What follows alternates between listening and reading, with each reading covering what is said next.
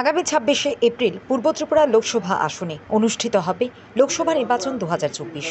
এই আসন থেকে প্রতিদ্বন্দ্বিতা করবেন বিজেপি মনোনীত প্রার্থী কৃতি সিং দেববর্মা। এই নির্বাচনকে সামনে রেখে মঙ্গলবার ৪২ অমরপুর মণ্ডলের উদ্যোগে এক সাংগঠনিক বৈঠকের আয়োজন করা হয়।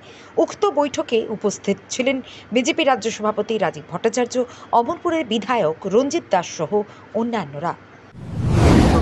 আগামী ২৬শে এপ্রিল আমাদের এই পূর্ব আসনে লোকসভা নির্বাচন সংগঠিত হবে। আর সেখানে আমরা রাজ পরিবারের কন্যা ত্রিপুরার মহারানী কৃতি দেবী দেববর্মন মহোদয়াকে আমরা প্রার্থী করেছি।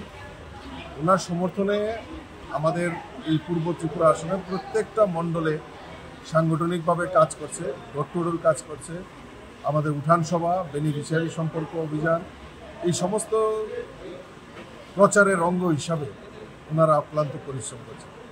তো আমিও আমাদের অমরপুরের বিধায়ক এবং আমাদের জেলা কমিটির নেতৃত্ব, মণ্ডল সভাপতি এবং মণ্ডল কমিটির যারা আছেন, শক্তি কেন্দ্র প্রধান, উপপ্রধান থেকে শুরু করে নগর পঞ্চায়েতের জনপ্রতিনিধি, প্রত্যেককে নিয়ে একটা সাংগঠনিক বৈঠক করেছি।